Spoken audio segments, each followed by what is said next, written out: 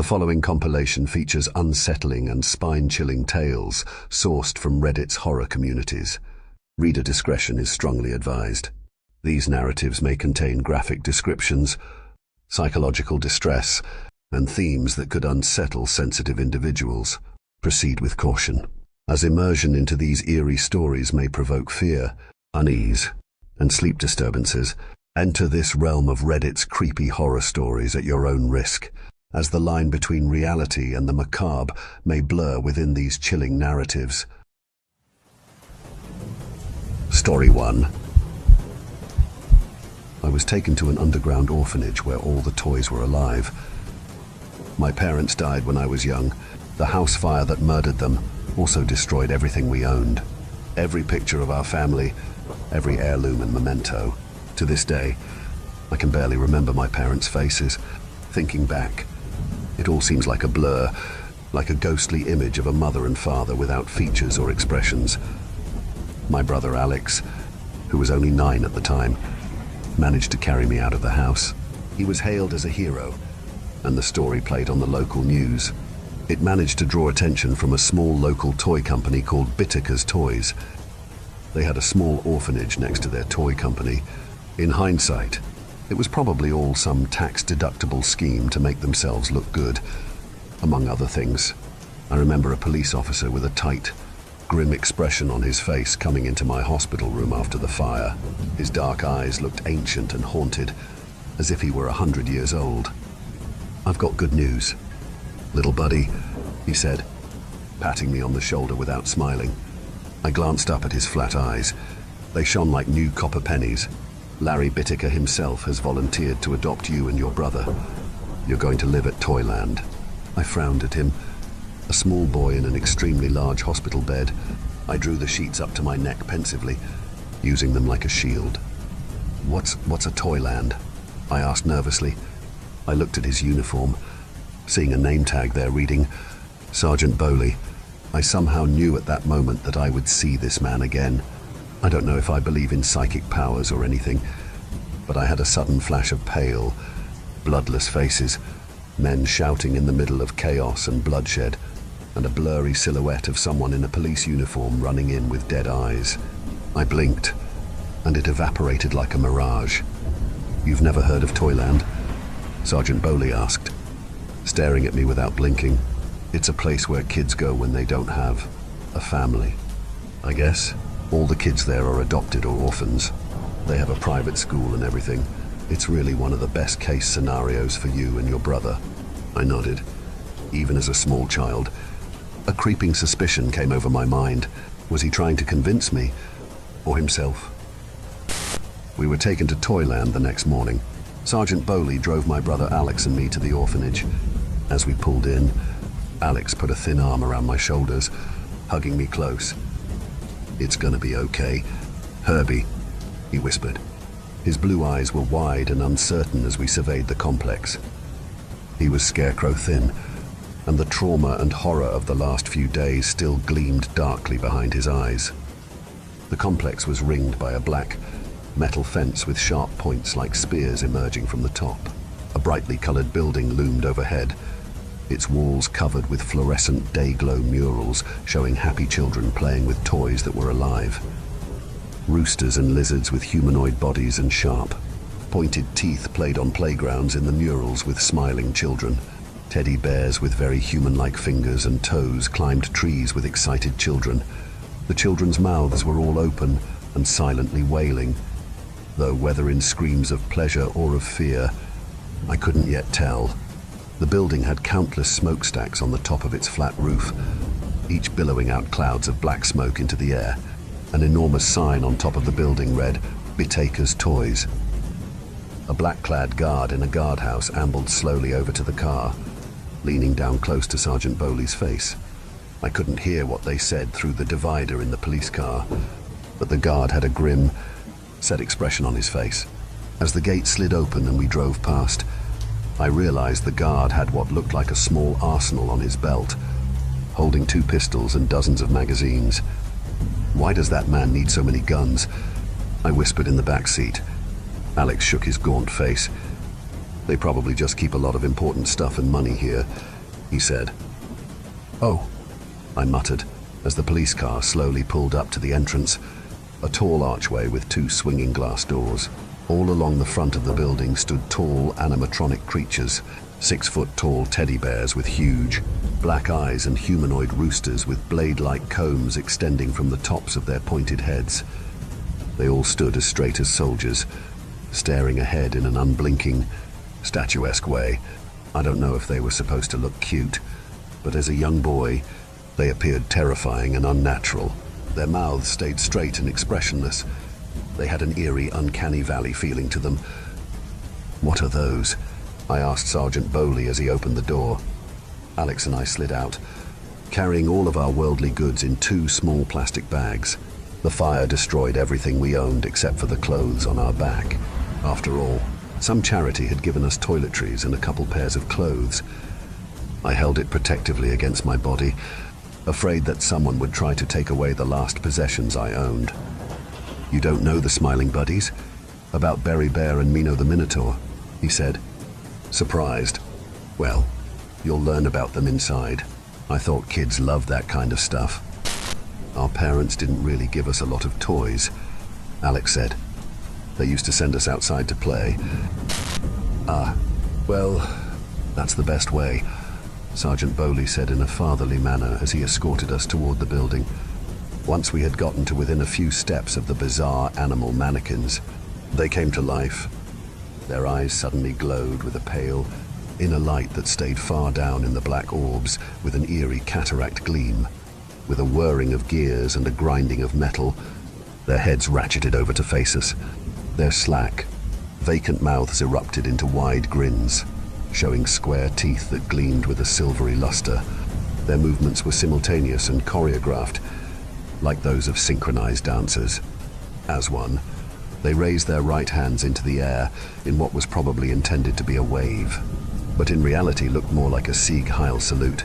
Their mouths chattered as a song rang out all around us from hidden speakers, but the movements of their jaws didn't exactly match the words, increasing the uncanny valley feeling of the entire thing. They started dancing and twisting their bodies in a strange kind of jitterbug dance. "Welcome, girls and boys. Come to the land of toys, where nothing is as it seems. A place where a child's dreams can rise to the purest joys, and where the nighttime screams of the shadow that destroys fade away to nothing, leaving only the smiles of spring." As soon as the song had finished, the animatronic's arms fell limply down, the light in their eyes fading back to blackness. With a final whirring of gears, they straightened back up into their soldierly postures and went quiet. Silently, the 3 of us went inside. We walked through the swinging doors into a lobby where the floor was paved with black and white squares of gleaming marble. Long wooden tables ran perpendicular to the front wall, covered with computer monitors and TVs. Huge statues of toys surrounded us on all sides. An extremely fat man stood in the center of the empty chamber. His clothes were all bright day-glow colors, fluorescent orange pants and a bright yellow button-up long-sleeve shirt that showed the curly hairs on his chest. His head was shaved, and his scalp gleamed like a fleshy egg. "Welcome, kiddos," he said in a high-pitched, feminine wheeze as sweat trickled down his beet-red face. He took a step toward us. His lips were thick and moist. In a moment, they rose into a wide smile, showing off rows of small, straight teeth. "My name is Larry Bittaker, and this is my toy company. But it is so much more. It's a place where sweet little children like you can live and grow forever, if you want." Slowly, Larry Bittaker lowered his fat face until it was only inches from mine. His many chins jiggled as he knelt down. His stubby, sweaty fingers came up and pinched my cheek. His beady, blue eyes reminded me of those of a pig. We stared at each other for a long moment. Then he turned to Alex, ruffling his overgrown bowl cut. "Okay, kids, be safe. Larry, I'm gonna get taking off," Sergeant Bowley said, slowly stepping back from the pig-like man kneeling on the ground in front of him. "Here's my card. By the way, if you kids ever need anything. He reached into his pocket, giving me and Alex copies of his business cards. I stared down at it, confused. No one had ever given me a business card before. It had his name and private phone number on it. I heard Sergeant Bowley turn and walk out the door. And then Alex and I were alone with the toy maker. Larry Bittaker seemed to be the only one in the warehouse. We walked past corridors filled with empty toys and staring animatronics. Larry filled the air with his ramblings the entire time. "You kids are really going to love it here. I guarantee it," he said with exuberance. "The other boys and girls are waiting for you downstairs. They're so excited to see new friends come in." A steep metal staircase spiraled down into the darkness. I grabbed Alex's hand nervously, looking up at Larry Bittaker. "Well, go on, little ones." "Aren't you coming with us?" I asked in a small voice. Larry gave a boisterous laugh, his protuberant stomach jiggling like jello as his face grew even redder. "Oh, no, no," he said. "I don't go down there. The little ones tend to smell like poverty." His face drew close to mine. "In fact, I can smell it on you right here." I backed up away from the strange man. Alex's small face formed into a scowl. "You can't talk to us like that," he said defiantly, puffing his little bird chest out. "If you two little shitheads don't start going down those stairs now, I'll throw you down them," Larry Bittaker growled, his porcine face melting into a sneer. The mask of the genial businessman had disappeared, and something cold and dark revealed itself. Glancing backwards, Alex and I started down the spiral staircase, descending into the blackness. At the bottom of the stairs, I saw the gleam of blood-red emergency lights. They illuminated what looked like an enormous maze. As soon as we had gone past the threshold, a hidden door slammed behind us, cutting off the last of the white light overhead. I nearly jumped out of my skin when the metal door smashed closed with a ringing sound. "What is this place?" Alex asked in a small voice. I followed close at his heels. "Where are the other kids?" "Maybe they're all hiding," I said hopefully. "Maybe it's all a big game." Alex looked doubtful. "Come on, Herbie," he said with deep-socketed eyes the color of ashes. Nowhere to go but forward. The silence rang out around us like a shriek. I could hear my own heart beating loudly in my ears. The floor was covered in steel-grey carpets, the walls painted jet black. Incandescent bulbs with dark red glass hung overhead, spread out every 20 feet or so on the dark ceiling. They cast the maze in a bloody glow. We moved forward randomly, taking turns to the left and right. There were strange obstacles in the maze, enormous chairs that looked like they were made for giants, mannequins with glowing red eyes and smooth, plastic faces, and more animatronic characters, pigs and bulls and bears and roosters. The animatronics stayed still and dead, to my immense relief. As we wandered forward, I suddenly remembered something a math teacher had told me a couple years ago, in what felt like another life. "There is a way to get out of any maze without retracing your steps," the man in glasses had said at the front of the classroom, drawing a small maze as an example on the whiteboard. "All you have to do is take your left hand, hold it out to your side, and keep it against the wall. Keep going forward in the maze with your hand kept against the same wall, and eventually you will find the exit." I told Alex about this. A wan smile spread across his lips. "That's a good idea," he said. "I never heard that before. But what if there's no exit?" I shrugged. "Then who cares? We'll still explore the entire maze. As long as you keep one hand on the wall," I said. "It doesn't matter if it's the right hand or left hand, just so long as you keep following the same wall. Because a maze is really just one big wall. If you think about it." We continued forward around a corner.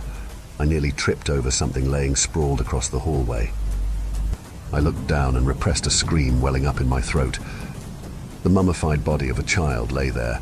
I couldn't tell how long it had been dead, or even whether it was a boy or a girl. The white, beady eyes of rats scurried around it, ripping off strips of the desiccated, jerky-like flesh of the corpse. The clothes were threadbare, worn away over time. The eyes stared vacantly up, as white as river stones. A smell like cinnamon and sulfur rose from the dead body. "Oh my God," I said, a rising sense of panic gripping my heart. I felt it like a tightening noose around my neck. "We're going to die here, aren't we?" Alex didn't say anything. I heard him hyperventilating by my side under the crimson glow of the maze's lights. "Did you hear something?" he whispered. I was staring down at the mummified corpse, transfixed. My head jerked up as if with a will of its own. I scanned the shadowy maze. Far down the corridor, I saw the gleaming of animatronic eyes, the faded cataract light deep in the sockets. With a quiet whirring of gears, they crept towards us. A few steps later, the silhouette passed under the bare red bulb overhead. It was an animatronic minotaur with two black, bulging eyes. Its horns curved gracefully outwards. A smile like a razor split its metal face. There was a squealing of metal as the jaw unhinged, roaring with an ear-splitting electronic distortion. It had legs like a rhinoceros, thick and rounded. Its silver skin reflected the bloody light as it towered over us, staring down with a ferocious hatred. "Run!" Alex screamed, turning and sprinting away. I followed close at his heels, afraid to look back. The ground shook as the metal behemoth's heavy legs slammed the ground. We took random passageways in the maze, trying to lose the minotaur, but I could hear its heavy footsteps drawing closer by the second. Up ahead, I saw a ventilation shaft with the grill removed. A woman's face peered out, looking emaciated and filthy. "In here!" she hissed through gritted teeth, her words barely audible over the cacophony of the minotaur's roaring. Her dirt-streaked face drew back, disappearing in the shadows. Alex was right behind me, and at that moment, I believed we would both make it. I leapt forwards, crawling on my hands and knees into the shaft. The thin metal echoed crazily all around me as I frantically pulled myself forward. Once I had gone forwards a few steps, I looked back, expecting to see Alex right behind me. He was still at the entrance. However, his eyes were wide and terrified. They met mine for a brief moment. He tried to crawl in, to pull himself forward. His small hands furiously dragged over the smooth metal. Then I saw two sharp, steel hands reach down behind him, grabbing his legs. He screamed, reaching forwards toward me. I tried to take his hand, but I was too far away. A single heartbeat later, he got dragged backwards at a tremendous speed. A mixture of agony and mortal terror roiled across his face. "Alex!" I cried, crawling forwards. "Come back!" A spatter of blood exploded over the wall and end of the shaft. I turned away, crying. I heard screaming behind me, a sound like bones shattering, something slamming over and over against a wall. I crawled forwards through the vents, seeing the bare silhouette of a woman ahead of me, not realizing that I would never see my brother again. "Come on!" the woman whispered. The vent turned at a 90-degree angle. It was so dark I could barely tell where I was going. I felt my way slowly forward with my hands like a blind person. "But what about my brother?" I asked. "We need to go back. He could be hurt." The woman didn't say anything. I heard her breathing quicken. "Just follow me, big kid," she said. "It's right up here." I crawled forward, seeing a square of red light ahead of us. We came out into some kind of office room. A computer and phone sat on a desk next to crates full of protein bars and bottled waters. Posters covered the walls, many of them with bizarre slogans and pictures. "Feed the bear." Read one, next to a cartoon picture of an enormous animatronic bear ripping an elderly woman to pieces. Her walker lay next to her, a crumpled heap of useless metal. Her intestines were uncoiled around her like a den of red snakes. The woman turned to me, her brown eyes set and grim. She had streaks of what looked like dried blood running through her black hair and covering her face. "Who are you?" I asked. "What are you doing here?" "My name's Sarah," she said, "and I used to work for Mr. Bittaker. I helped him build this entire underground complex. This place is massive. There's rooms of food and water, monitoring rooms, miles of mazes, and probably lots of stuff I don't know about." My name's Herbie. So why are you here? I said. She shook her head sadly. When he started to go insane, when I realized he was going to put children down there as prisoners in some evil game, I tried to blow the whistle, tried to get the authorities involved. But he was bribing some government officials, and before I knew it, men in black ski masks broke into my house and injected me with some sort of drug. I blacked out and woke up here a few weeks ago. Sarah said, "We need to get out of here. We need to find Alex and tell people what's happening." I said. She shook her head sadly. "No one will believe us," she responded. I turned away, disgusted by her pessimism. She was supposed to be an adult, yet it seemed like she had given up all hope. I walked over to the computer, trying to turn it on. To my surprise, the screen came on with a white glare. "Hey, the computer works," I said. "Maybe we can use it to call for help." I lifted the phone to my ear, hearing a dial tone, and the phone works. "We can get out of here." "It's not going to be that easy," Sarah said glumly. I ignored her, fishing in my pocket for the card Sergeant Bowley had given me. Squinting down at it, I dialed his number. After a few rings, he picked up. "Hello?" he said, in a small voice. I answered. "Hi, this is Herbie. Please, sir, you need to come back and help me. The man locked me and my brother underground, and I think my brother is hurt. There's more people down here, too. I don't know how many, and I saw a dead body. Kid, is this a prank?" Sergeant Bowley said quickly. "Do you know making false reports is a crime?" Sarah grabbed the phone from me. "This isn't a prank," she pleaded. "Please, you need to come back to Bittaker's Toys and get us out of here. Larry Bittaker is insane." The phone line abruptly cut off. The power to the room went out, plunging us into darkness over some hidden speakers.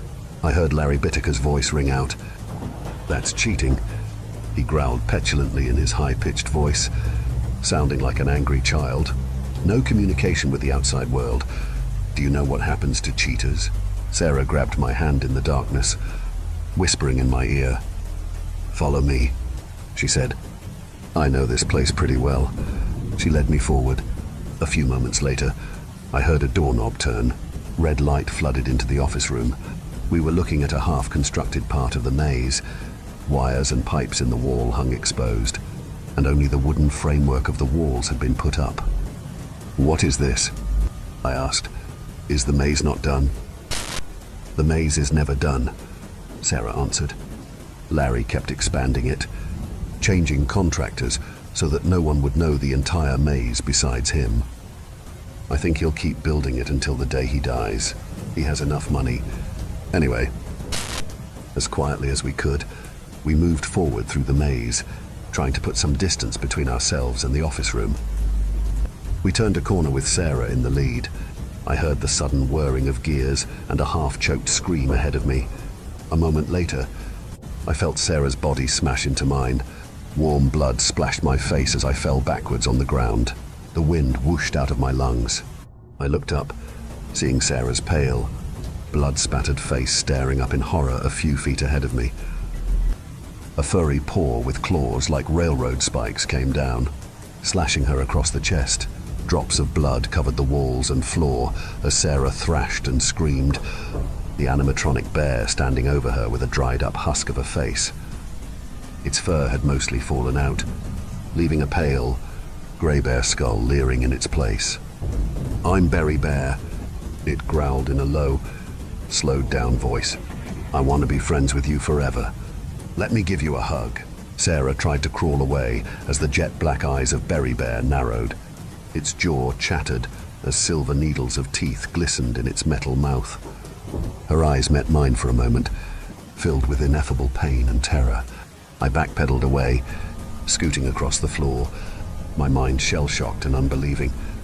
The heavy body of Berry Bear came down with a force like a battering ram. Its metal arms slammed into Sarah's back, crushing her chest. Bone chips and gore exploded from her body. Blood poured out of her mouth in a rushing torrent.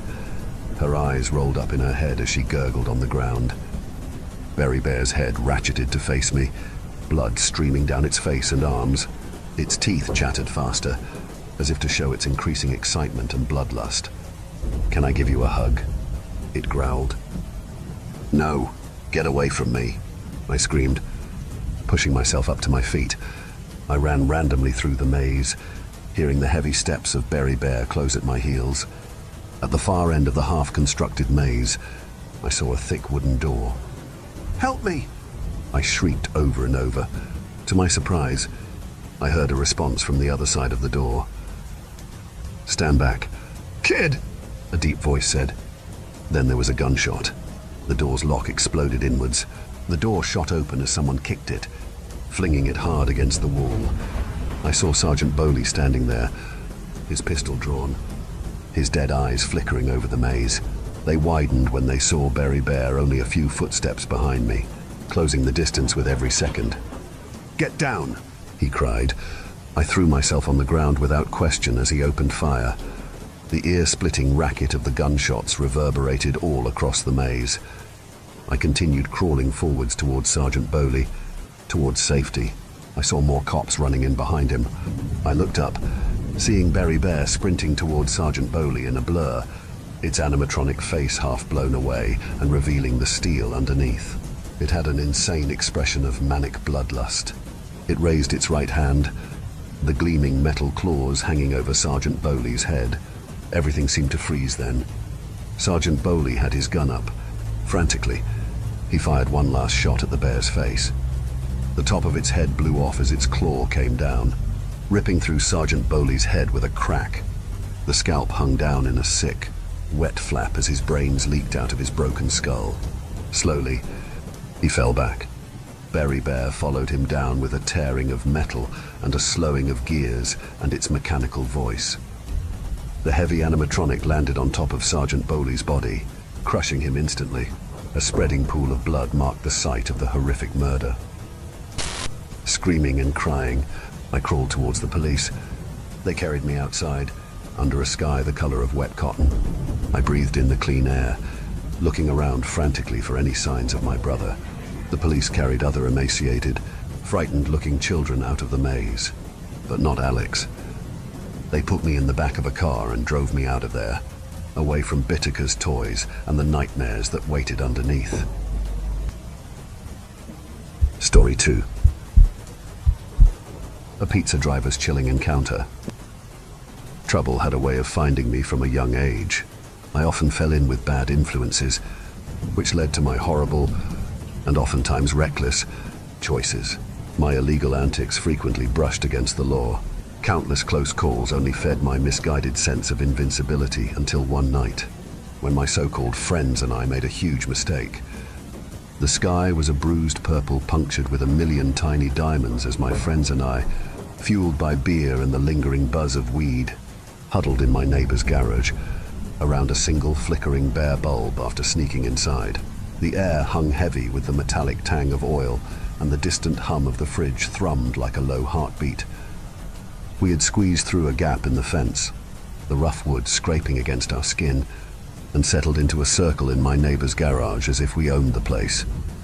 My parents were away on a weekend trip, mistakenly assuming I was responsible enough to stay out of trouble. My friends and I sparked up a fat blunt. The acrid smoke stung my throat as I took a huge drag, feeling like a cartoon dragon exhaling a billowing cloud that hung thick and stagnant in the still air. Whether it was the smoke or just bad luck, I lost my balance and stumbled back, sending a toolbox crashing to the floor with a deafening clatter. A pool of spilled solvent, previously unnoticed in the dim light, glinted ominously. The metal tools clanged against it, and a spark erupted, a tiny flicker that ballooned into a monstrous flame in an instant. Panic spread faster than the rapidly growing fire. My friends, their faces in fear, bolted past me, leaving me alone with the growing blaze. My lungs ached for fresh air, a desperate gasp trapped in my smoke-filled chest. With a surge of adrenaline, I ignored the searing heat and threw open the garage door. There stood Mr. Smith, my neighbor, his furious gaze piercing through the disheveled frame of his bathrobe. Without a word, he grabbed my collar and hurled me onto the damp grass. Then he ran over to a fire extinguisher, his face grim with determination, and desperately attempted to save what remained of his burned-up garage. Mr. Smith, his face flushed with anger and the smell of singed fabric clinging to his bathrobe, barked into his phone, reporting the fire and our trespass to the police. Sirens wailed in the distance, a growing sound that mirrored the knot of dread tightening in my stomach. The police arrived swiftly. My friends, eager to save their own skins, wasted no time pointing accusing fingers in my direction. From a legal perspective, the situation looked bleak. The authorities, their faces grim under the harsh glare of flashing squad car lights, classified my accidental arson as a criminal offense. The lack of intent mattered little in the face of the evidence. Trespassing, the remnants of the blunt, and the smoldering remains of the garage all painted a clear picture. The combination of our bad choices, trespassing, smoking weed, and the resulting fire left no wiggle room for leniency in the eyes of the law. The judge, a stern woman, pronounced my fate 4 months in juvenile detention. Those months became an enforced period of introspection, a monotonous battle against regret within cold, sterile walls, oppressive silence, the clang of metal doors and the hollow thud of footsteps echoing my descent replaced the companionship I once craved. A month before completing my 4-month sentence, the court granted me conditional release under the agreement that I repay the repair costs for Mr. Smith's garage. Every hard-earned cent I made over the next year went toward that repayment, a constant reminder etched in both money and trust. The weight of my past clung to me like damp clothes, and I trudged forward, one paycheck at a time. The air hung heavy in the house, thick with disappointment and the unspoken weight of my mistake. Mom sat beside me, a faint tremor in her hands as she scrolled through endless job listings on the flickering computer screen. I knew she was mad, heartbroken even, but beneath the anger, I saw love, a silent plea for me to understand the gravity of my actions. Dad, ever the pragmatist, sat across from us, a deep frown etched on his usually jovial face.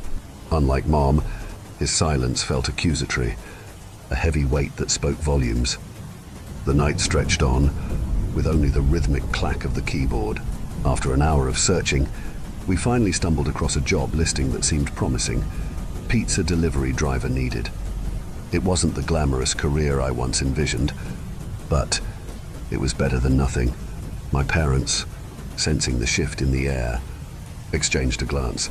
Relief flashed in Mom's eyes, while a hint of a smile tugged at the corner of Dad's lips. Mom, a whiz with words, polished my resume, turning it from a jumbled mess into a presentable document. Dad, with his years of experience interviewing for his own job, drilled me on interview etiquette.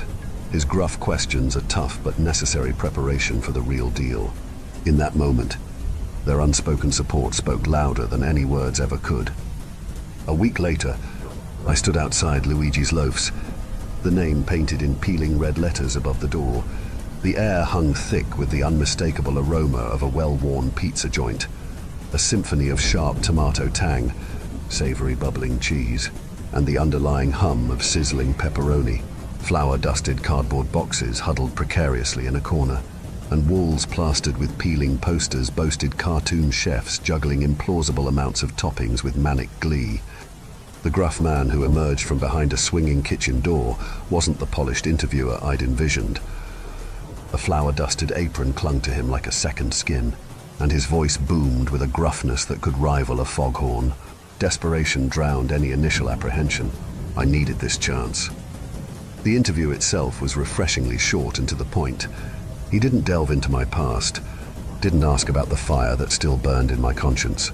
Instead, he focused on the essentials: age, driver's license, and the seemingly impossible task of juggling a piping hot pizza and a temperamental GPS. It wasn't much, but in that moment, it felt like everything. This gruff man, with his flour-dusted apron and no-nonsense demeanor, had offered me a way to crawl out of the hole I'd dug for myself. The job itself wasn't a walk in the park. But it wasn't a disaster zone either. There were long stretches of downtime, with the occasional rush of orders that left me breathless and drenched in sweat. The base pay was a joke, barely enough to cover a week's worth of ramen noodles. Thankfully, there were tips. Those crisp bills, tucked into sweaty palms or clinking in the bottom of the delivery bag, were my lifeline. Every penny went straight to Mr. Smith, a constant reminder of the debt hanging over my head. But the real challenge wasn't the physical demands or the meager pay. It was the customers, on paper. The job seemed simple: deliver hot pizza, collect payment, smile politely. Reality, however, was a different beast entirely. Some folks were friendly, genuinely happy to see a pizza appear at their doorstep. But others, well, let's just say they could test the patience of a saint. A simple wrong turn or a slight delay could turn into a verbal maelstrom. I'd had doors slammed in my face with enough force to rattle my teeth, endured accusations of stolen sodas with the indignation of a wronged king, and even faced down a few Karens demanding free pizzas for inconveniences real and imagined. Those moments made you question the very fabric of humanity, leaving you wondering if kindness was an extinct species. One night at work, the clock on the wall mocked me with its luminous green glow that seemed to say, "Almost there." Midnight had just struck, and the promise of freedom, a bed, a shower, anything but another delivery, hung tantalizingly close.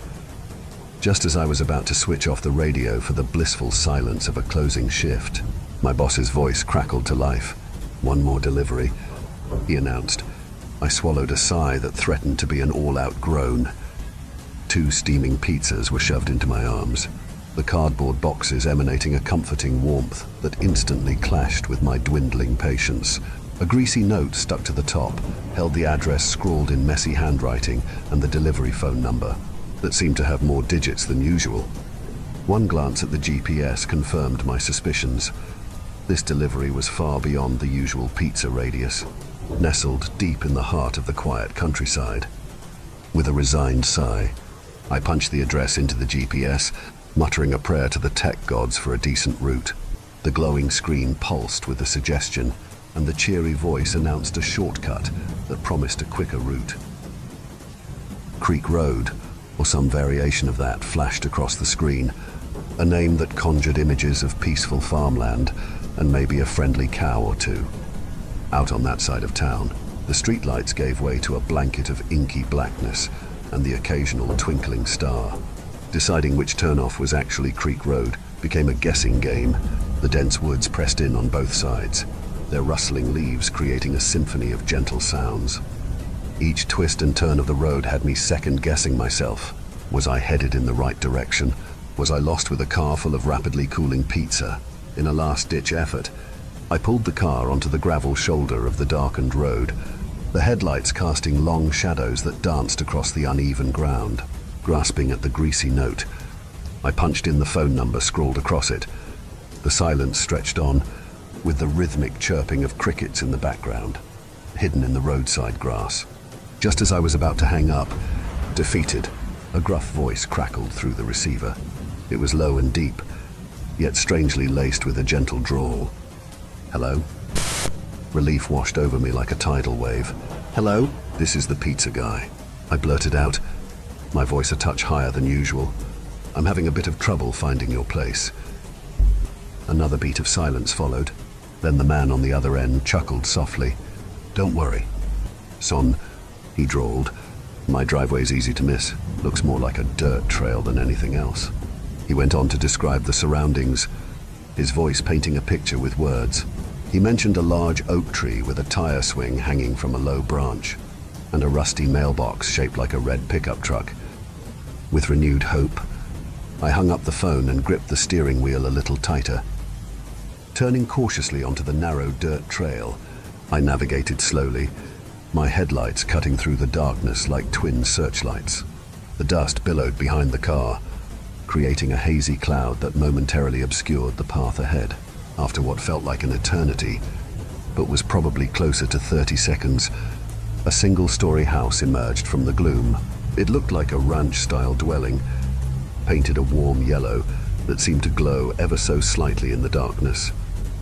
A single light flickered in the window, casting a welcoming rectangle of golden light onto the porch swing. Clutching the 2 steaming pizzas, the cardboard boxes feeling pleasantly warm against my palms, I crunched across the gravel path towards the front door. No doorbell greeted me, so I rapped my knuckles against the weathered wood, the sound echoing hollowly in the still night air. Muffled music, something old from the 1900s by the sound of it, filtered from within the house. Footsteps shuffled towards the door, a slow and deliberate rhythm that sent a shiver down my spine. The steps stopped abruptly. A beat of silence followed. Then the door creaked open, revealing only a sliver of darkness within. A man peeked out from behind the door. His face hidden in shadow, the man behind the door seemed to be deliberately using it as a shield, his body hidden from sight. Hey, I stammered, the sudden silence thick and charged. Pizza delivery, right? Yep, that's me, rumbled the voice, instantly recognizable from our phone call. An awkward silence descended once more, the old, scratchy music from another time providing the only distraction. Desperate to break the tension, I blurted out, "Do you have the cash ready?" "Yes." "Hold on a second," he mumbled, his voice warm despite the odd tension in the air. He shuffled back, the music momentarily replaced by the soft creak of floorboards as a gentle breeze nudged the door further open. A sliver of light illuminated the interior, revealing a glimpse of a cluttered living room. However, the visual revelation was quickly overpowered by a wave of putrid odor that slammed into me with the force of a brick to the face. The stench was unmistakable, a cloying, sickening sweetness that made my stomach churn and my eyes water. It was the smell of death, and it instantly overshadowed the old music playing from inside the house and the man's friendly demeanor. The seconds stretched into a thick, uncomfortable silence. I shifted my weight from one foot to the other, the sound of the crickets outside growing louder in the absence of any other noise. It was getting ridiculous. This whole delivery had been weird. With a growing sense of unease, I rapped my knuckles on the open doorway again. "Sir?" My voice sounded strained, even to my own ears. A muffled response came from somewhere deeper in the house. "Could you come inside to the kitchen, please?" The request seemed so odd, so out of place, that I blinked, momentarily convinced I'd misheard him. "Can you repeat that?" I asked, needing confirmation. "Can you come inside to the kitchen, please?" he repeated, his voice a touch more insistent this time, a hint of urgency creeping in that sent a shiver down my spine. My gut lurched. That wasn't in the training manual. My boss had drilled it into our heads to never enter a customer's house for safety and liability reasons. But in that moment, better judgment took a back seat to a misplaced sense of, well, I wasn't sure what to call it. Misplaced helpfulness, maybe, against the gnawing voice of caution in my head. I found myself shrugging nonchalantly. I stepped cautiously into the house, the weathered floorboards groaning under my weight like the protests of a reluctant spirit. It wasn't just old. This house was a time capsule, each detail frozen in a snapshot of a bygone era. The air hung heavy with the scent of dust and forgotten memories. The long, narrow interior stretched before me like a dimly lit tunnel. Dark hallways, their doorways shrouded in shadow, branched off to the left and right like forgotten rooms in a labyrinth. The faded wallpaper clinging precariously to the walls boasted a swirling floral pattern in hues of dusty rose and tarnished gold. It was a design straight out of a 1930s dream, faded with the passage of time. In the corner, a tall grandfather clock stood sentinel, its ornate mahogany frame gleaming faintly in the dim light filtering through the half-open door. Its solemn presence was punctuated by the rhythmic tick-tock of its pendulum, a steady heartbeat in the quiet house. Next to it, an old record player whirred to life, its needle whispering across the surface of a dusty vinyl record. A melody, melancholic and hauntingly beautiful, drifted from the speakers, a forgotten song from a long-lost time. To my right, an open doorway offered a tantalizing glimpse into the kitchen, An old cast-iron stove, its once black belly worn smooth to a dull grey by countless meals, stood proudly against the far wall. Gleams of firelight danced in the chipped enamel surface, hinting at a pot simmering on its burner. A porcelain sink, its pristine white surface now yellowed and etched with the passage of years, nestled beneath a small window framed by lace curtains that were more yellowed than white. The man's voice, warm and slightly raspy, called out from somewhere inside the kitchen, but I couldn't see him.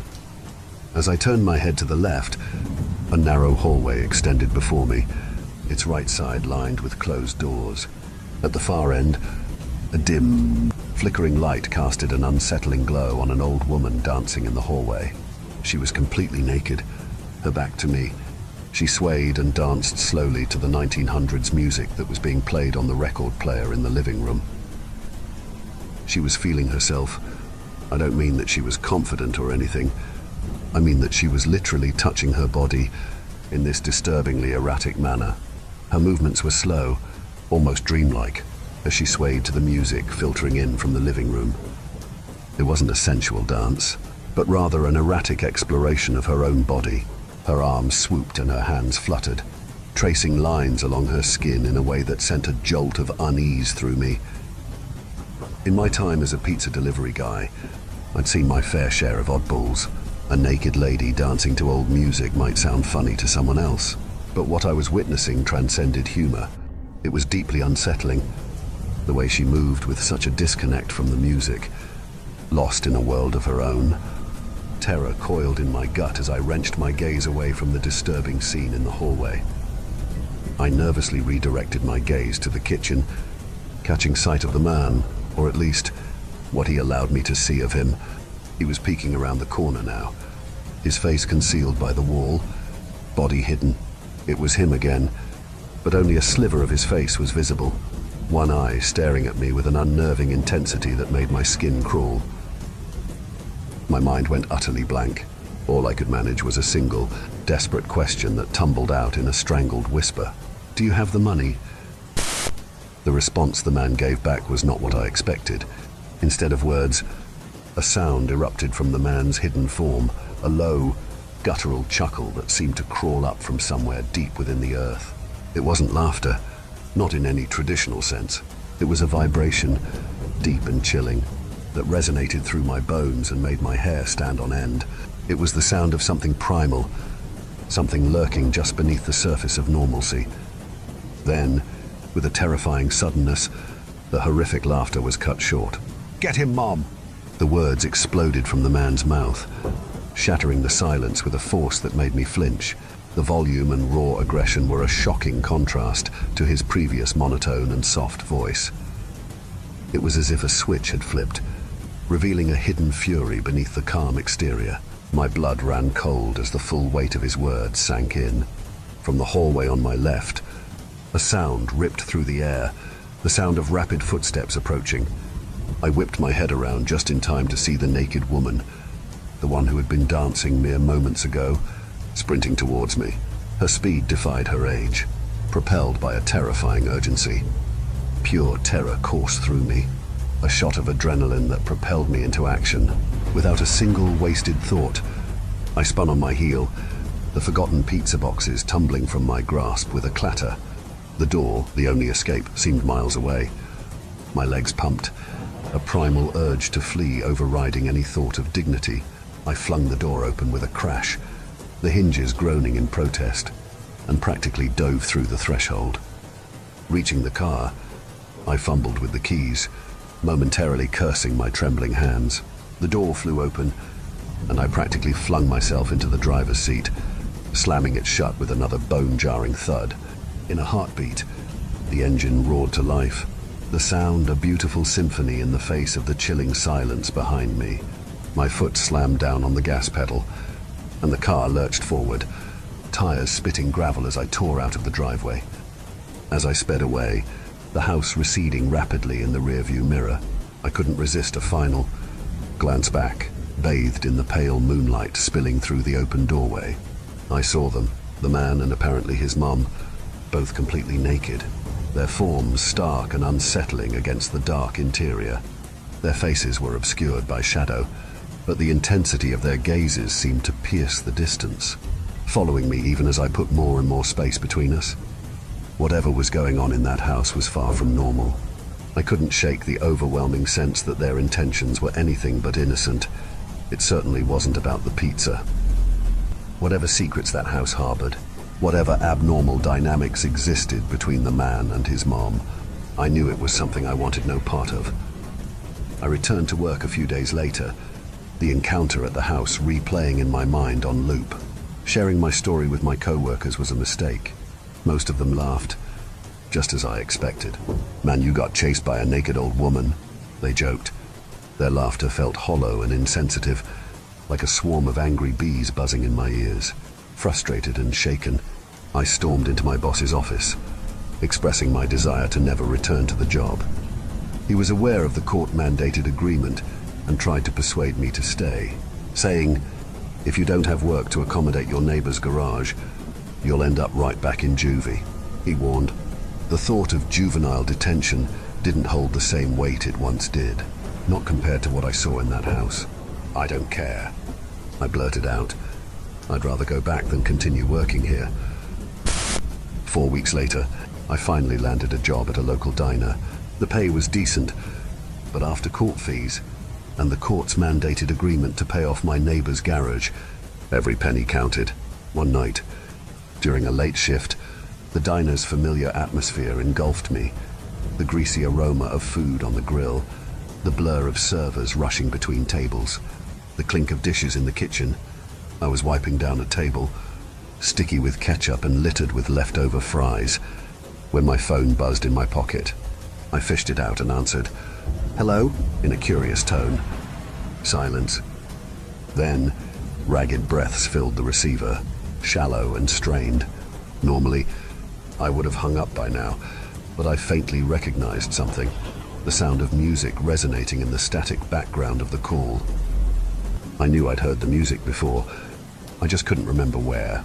I listened carefully, and it hit me like a ton of bricks when I realized that it was the same song, that old, scratchy tune from the early 1900s playing faintly in the background. That same exact song I'd heard in that house. Story 3. Don't let them in. Addiction took our mother slowly, rocked her through it and sung her to sleep, sunk deep into the mattress on her bed. When her back teeth fell out, she left them on the side of the bathtub. I was 7, and I kept them in a matchbox, the missing pieces of her kept safe, so she wouldn't be lost forever. So maybe one day we could put her back together. Our house fell down around us, and we tried our best to raise ourselves. The ceilings had water damage, and the bottom stairs had dry rot, and in the winters, the radiators would bleed rust. But it was still our house, and Annie made it a home. My sister Annie mothered me with lopsided band-aids on bruised knees and lukewarm microwave meals. She told me ghost stories and didn't mind when I crawled into her bed later on, too scared to sleep alone. She taught me to dance, barefoot on the living room carpet, music channel on full volume on the TV, shaking our hips before they were fully grown. She always let me shower first so the water was hot, never complaining when she had to make do with cold. She brushed my hair every day before school, even when I screamed and hit her when she caught the tangles. Annie was dark-haired like her father, whoever he had been, but I was blonde. Annie was desperate to be blonde too, like Marilyn Monroe, like Mom. I think she thought it would make them closer, remind Mom less of her dad. I'd give anything for her to have her hands in my hair one more time, even if it hurt. She moved to New York when I turned 18 and never came back. I still dream about her sometimes. Keeping up with our mother was impossible, and we learnt from a young age we would always be left behind. It didn't make it any easier. When she was drinking light, she shone, would wake us up at 3 a.m. with pancakes, dripping in cherry syrup. Sometimes when the weather was right and she'd had enough being drunk alone, she would call our school up and tell them we had both come down with summer sickness and we'd drive to the beach instead. I remember being 9 years old in the backseat of the car coming home after one of our ocean days, sucking the salt from my fingers. Annie had just dyed her hair blonde, her best friend Jane helping her bend over our kitchen sink. From behind, I couldn't tell who was mother and who was daughter, radio up and windows down, blowing the sky inside. When she was drinking heavy, she'd be out all night, hair piled up like a beauty queen, eyes glazed over and ringed with glitter and black. Sometimes she'd be gone a day or two. She would never tell us when. One day, we'd just wake up to an empty house and the fridge packed full. Post-it note on the front with a smear of Mom's lipstick in the outline of a kiss, telling us she'd be back soon. Sometimes she'd bring guys home, filling the table with beer cans and ashtrays, smoke up to the ceiling, Mom lost in the haze. We'd sleep with pillows over our heads, trying to drown out the music they would blast until the and wake up to strangers at our kitchen table in the morning, asking us where we kept the coffee. When Mom drank too little, she fell apart. She wouldn't buy food. Refrigerator a gaping hole in the wall. She'd chain smoke, leaving cigarette burns on the wallpaper up by the stairs, like the walls were sick and decaying. She barely slept, walking around with blue half-moons under her eyes, knuckles raw. She would scream at the slightest thing. I remember once when I spilled a glass of juice on the couch. She looked over at me with dead eyes and dragged me off onto the carpet, and then took every single cushion off the couch and into the backyard and set them on fire. Annie went to watch a while from the window and then sat next to me on the floor, backs pressed against the skeleton of the seats, head resting in the crater of my collarbones. When Mom drank too much was the worst. She'd laugh too loud and too long at anything and everything, until her mouth started to shake and she started crying. At the breakfast table into her cereal, Annie shut down when Mom was like this, went somewhere deep inside herself where nobody could hurt her. She'd stay up until the morning watching old black and white movies on TV, whispering the lines she knew by heart like prayers. When I was 5, I'd cry when I'd find Mom passed out cold on her bed, sure she would never wake up. Annie would wipe my tears, tell me she was only sleeping just like the princesses in my storybook. We'd sit on Mom's bed together and wait for her to wake up. When we were older, I was the one who would pick Mom up off the bathroom floor again and again, and Annie would put her to bed, smoothing her hair off her face and the vomit from her mouth, changing her clothes if she'd pissed herself. Watching them then, there was no doubt that Annie was the mother now. It was October and I was 13, Annie 16. It was a Wednesday night and Mom had been gone for 2 days. She'd called us that morning from a payphone, voice slurring down the line, telling us she was having the best time with all her new friends, hoped we were doing fine. When she asked me if I was having a good birthday, I hung up on her. My birthday had been the day before. Annie had given me a pile of presents, strawberry lip glosses and glittery nail polishes. I didn't ask where she'd got the money for them. I didn't care. We'd taken the bus to the beach with Jane, eaten the birthday cake she had made for me, sand getting into the frosting. It tasted like sweetness and the sea, and I savored every bite and scrape of sugar against my teeth. We watched the sun go down, Annie snapping grainy photos on her shitty Nokia as I blew out my candles, wishing over and over that Mom wouldn't come home, that she'd just stay gone this time. But that Wednesday night, me and Annie weren't speaking. Anger hung heavy between us, seeping through the floorboards. It began when she tripped at the bottom of the stairs. We'd both laughed, Annie throwing her head back, gap between her front teeth catching the light. When I'd bent to pick her up, I'd caught her breath, warm against the freckles on my cheeks.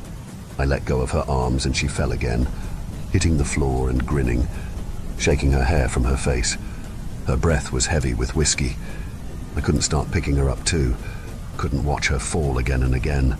Just like Mom, I knew she'd never get back up. I'd stared down at her, blonde hair fallen into her eyes, and all I could see was our mother. And then I was running, feet slamming the hallway like heartbeats turned loose. I'd run for the kitchen and tipped every bottle we had down the sink, shoving Annie back as she fought to stop me, catching liquor on her fingers as it fell. She grabbed my shoulders and made me drop the very last bottle. It smashed between us on the floor, glass shards shining like we'd dragged the stars out of the sky and broken them, pieces we could never put back. Outside, through the open windows, the sky turned pale gold, clouds a mess of pink and cream smeared across the horizon. I cried then, watching Annie on her knees picking up the pieces. That was Annie, always trying to fix things even when it was too late. The smell of food dragged me from my room, stomach-turning traitor inside my ribcage. Annie was cooking pasta, real food not made in a microwave. She'd set the table, Tammy Wynette singing softly from the CD player, Annie gently swaying her hips as she stirred the tomato sauce. Rich and warm, as we ate in silence. With every bite I forgave her. Mom never cooked dinner, or remembered my favorite was spaghetti ever since I was a kid, or stayed sober long enough to sit up at a table. Annie wasn't Mom. We were washing the dishes when we first heard it. A moth was crawling down the inside of the pane, and I cracked the window to let it out into the dark. From the backyard came a faint sound. I tilted my head to listen as it was coming from far off, crying. I figured it was Mika, the 2-year-old next door, having a tantrum loud enough for us to catch. Or maybe even Lucky Strike, the cat that junkies down the street, begging for food like he sometimes did. I always wanted to feed him when he came around, winding over my ankles, but Annie always stopped me, saying once you started giving, they never stopped taking. Looking back, I don't think she was talking about the cat. Annie flipped the Christmas lights strung up around the porch, and we sat on the plastic beach chairs watching the skies. When we were little, we'd sit outside, and Annie would tell me the names of all the constellations and the stories of how they came to be hung up in the night sky. I had to grow up before I realized she made them all up as she went along. It was a game we still like to play now, making up ridiculous stories for the shapes we could pick out. Ah, yes, that one there is the Coors Light. It got there when God dropped it out of his convertible window and never picked it up, she said, nodding sagely and hiding her smile. Of course, I said, waving my hands and pointing up past the power lines, right next to the ashtray, left there by angels on a smoke break. Yeah, they say if you wish on it, all your dreams will come true, said Annie, grinning. She stopped laughing, voice quieter, face tilted up to all those dead stars. Let's wish, Emmy. Let's wish, so we did. The sound of crying interrupted us. It was closer this time, and definitely human. We turned to each other, confused. Annie shrugged, and I squinted out into the black. It sounded like a baby, lost and tired and alone. It must be Mika, I said, slowly getting to my feet. Maybe he walked around the back. Shit. Do you want to call Connie and tell her we'll bring him over? Annie didn't reply, and I sighed, rolling my eyes. Guess I'll do everything then. I stepped off the porch, grass soft against my heels. The air smelled like it might rain, fresh and clean and growing, a promise unfulfilled. Annie's voice was strained. I turned to her, smiling. It died on my face when I saw the look on her own. Get inside now. She was staring out into the dark, past me, opening the door with one hand behind her, fingers fumbling on the catch. I froze, barefoot in the dirt. I'd found what she was looking at. In the bushes by the back fence was a person, crouched with their knees tucked up neat under the chin, arms wrapped around legs, their mouth hung wide, softly opening and closing as he cried, like a child, lost in the dark. Not like a child, but a someone pretending, mimicking the sound, open and closed out in the blackness. Suddenly they straightened. They were tall and thin, too thin to be a normal person. Panic made me move, animal instincts left over from the days we lived up in the trees carrying me forward. I was faster than Annie, dragging her inside and slamming the door behind us, hearing it bounce on its hinges as I locked it. We watched as the person slowly walked towards the house, steps deliberate and long. Annie reached for my hand, holding me tight, and turned me to face her, holding my shoulders. Don't turn around, Emmy. Don't turn around. Instinctively, I started to look over my shoulder out into the darkness. Annie grabbed my face, hard, and shook her head. I knew then she was serious. Her voice cracked, and she cleared her throat, gripping my hand tight enough to hurt, nails digging in, grounding herself, I looked down at our fingers interlocked. Both of us grown from the same bones. I'm gonna call the cops and everything is going to be... Her voice faltered. Stuttering, tears spilled over her lashes, dripping like the promise of rain. Annie never cried. "Your phone's on the porch," she whispered, and bile crawled its way up my throat. Her phone was upstairs, charging. A soft tap-tap-tapping filled the silence. Annie turned to the window, eye whites showing her eyes were so wide. It was the sound of someone's forehead against the glass. Slowly, over and over, they started to speed up, faster and harder, skin meeting glass until they were slamming into the window hard enough to shake the panes. The tapping stopped, and I was about to ask Annie if I could look now when she screamed, followed by the sound of cracking glass and the loudest slam yet. Whoever was in our yard had just smashed their face hard enough into the window to break it. We ran upstairs, two at a time, skipping the ones caved in with dry rot on instinct.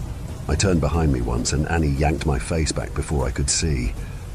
The sound of broken glass echoed behind us as we made it to the bathroom, locking the door.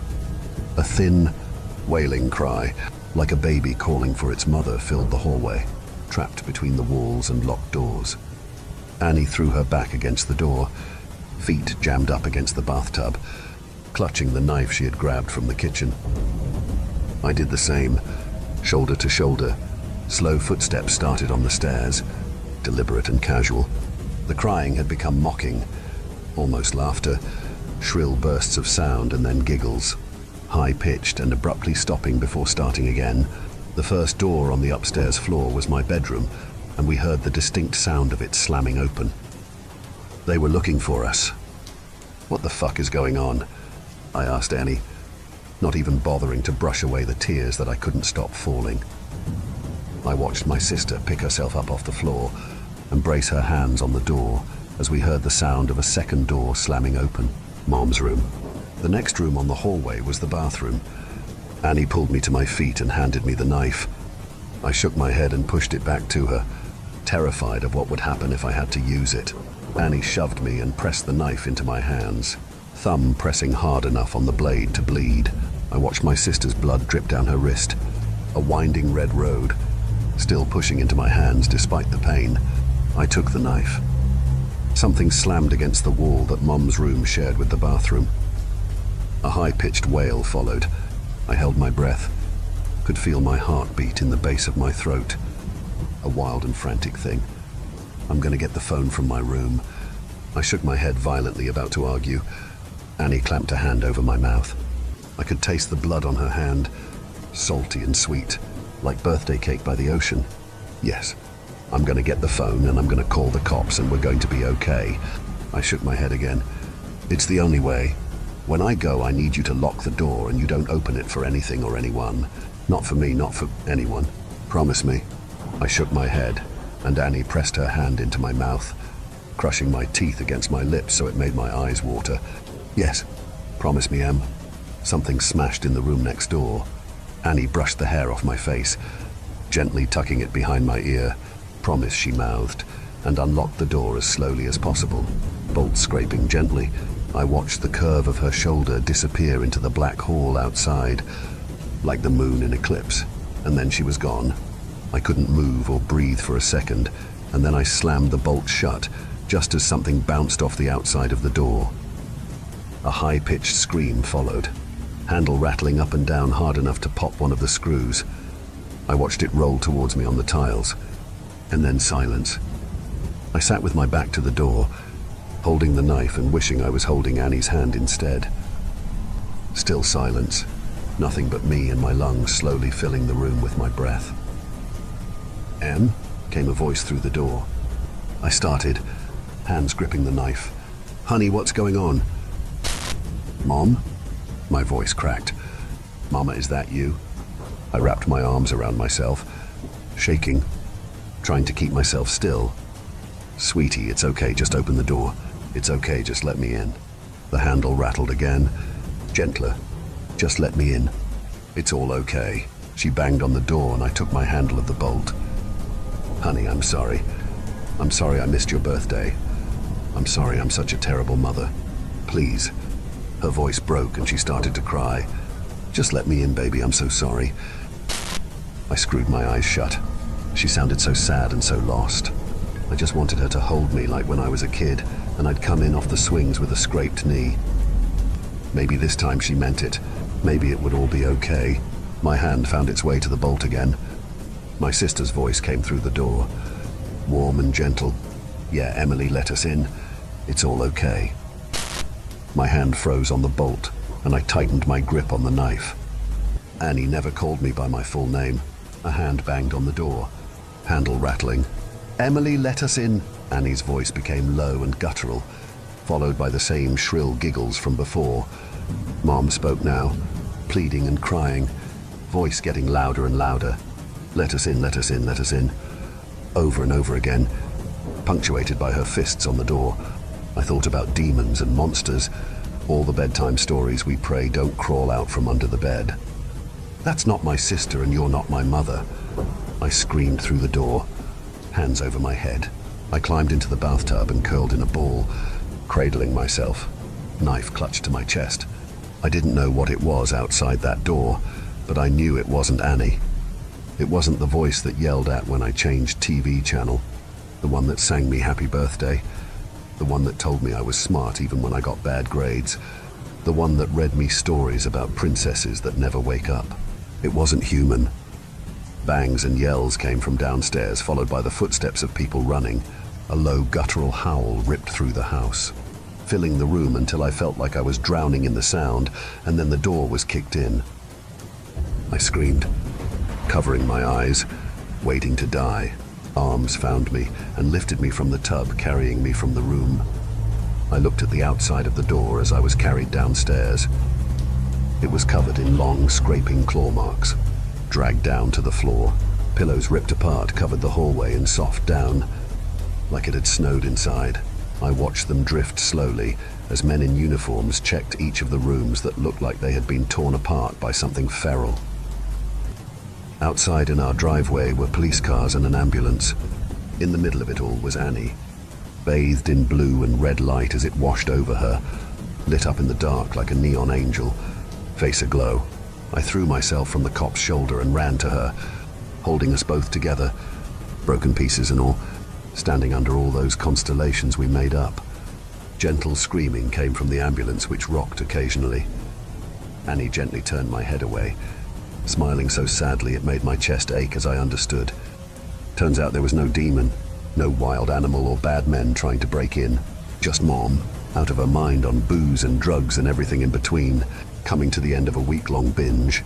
Something had finally broken inside her head, and this time we couldn't put her back together no matter how hard we tried. Sometimes you fall one last time and you never get back up. Annie had seen her in the garden, blood dribbling from her mouth, track marks bulging on her forearms like unmapped roads, rail thin and desperate for one more hit, one more fix. She'd searched the kitchen for all the drink I'd thrown away, and when she hadn't found it, had come to hunt for the stash she hid in the bathroom. She hadn't wanted me, just the drugs on the other side of the door, so high she could mimic Annie's voice almost perfectly. Turns out the real monsters are the ones that eat you alive slowly, the kind that come in a bottle or a needle or at the end of a long list of reasons why you can't get out of bed in the morning. Sometimes the monsters are the ones that raise you or love you the most, but it's up to you if you let them in. Thank you for venturing into the darkness with us. If you dare to explore further, be sure to subscribe to our channel for more spine-tingling tales of horror and the supernatural. Remember, the shadows hold endless mysteries, waiting to be unveiled. Stay tuned for more bone-chilling stories as we continue to traverse the eerie depths of the unknown together. Until next time, may your dreams be free from the haunting echoes of our tales. Or perhaps not.